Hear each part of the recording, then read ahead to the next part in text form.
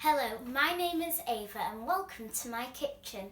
As you can see over here, we've got all our ingredients. So we've got some Sierra Leone palm oil and we've got some peanut butter over here. We've got some OXO cube. We've got a bit of Maggi sauce seasoning. You can see we've got all our meats here and we've got some garlic powder, lemon, and we've got all-purpose seasoning. We've got some Jamaican jerk seasoning. So that's all we've got today.